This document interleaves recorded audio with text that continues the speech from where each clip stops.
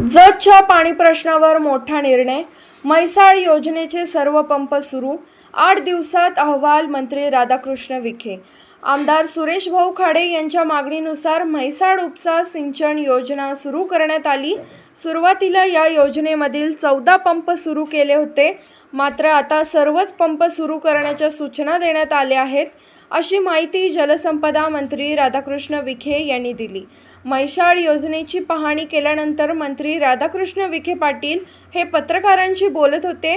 यावेळी आमदार सुरेश भाऊ खाडे, आमदार गोपीचंद पडळकर, माजी खासदार संजय पाटील, ज्येष्ठ नेते दीपक बाबा शिंदे, राजेंद्र नागरगोजे, बेडकचे सरपंच उमेश पाटील आणि सरपंच तानाजी पाटील उपस्थित होते.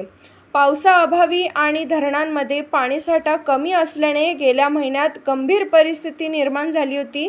मात्र सध्या वारणा आणि कोयना धरणामध्ये 60 ते 70% पाणीसाठा उपलब्ध असल्याने परिस्थिती सुधारणा झाली आहे. या पाण्याच्या माध्यमातून तलाव आणि बंधारे भरून घेण्याचे नियोजन करण्यात येत आहे.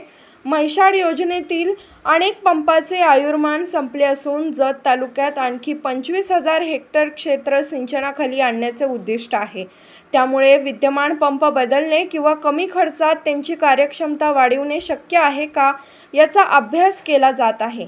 या संदर्भात तांत्रिक अधिकाऱ्यांना 8 दिवसात सविस्तर अहवाल सादर करण्याचे निर्देश देण्यात आल्याचे त्यांनी सांगितले.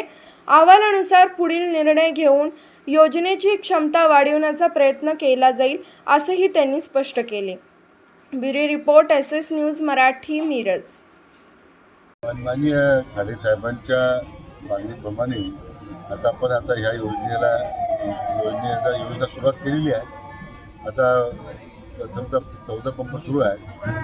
आता सगळेच पंप सुरू करण्याबद्दल आज सूचना दिलेल्या आहेत. त्यामुळे लाभ क्षेत्रात जे तलाव आहेत, बंधारे आहेत, त्याच्यानंतर पाणी भरून देता येईल.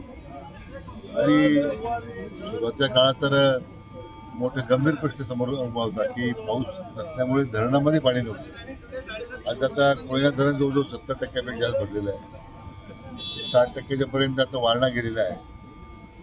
मला वाटतं असा जर इन्फो झाला पाण्याचा तर धरण लवकर भरतं.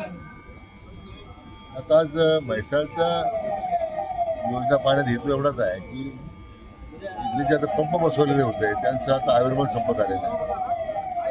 डेव्हलाईट कंपनीला एकूण सगळ्या पंपांची पाणी उचलण्याची क्षमता किती आहे, नवीन तंत्रज्ञान वापरून क्षमता वाढ कशी करता येईल.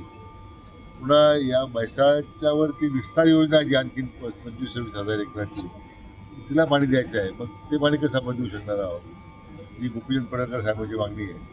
असं एकूण त्याला विचार करता सुद्धा मी धावती भेट दिली याला की जर अधिकाऱ्यांना तो अहवाल मी पुढच्या वेळेस बोलवलं आहे प्रेझेंटेशन करण्यासाठी. पण आपण त्यामध्ये तातडीनं पावलं उचलली पाहिजे आणि म्हणून पुढच्या 8 दिवसात तो अहवाल येतो आमच्याकडे आणि आपण मग कारवाई करू.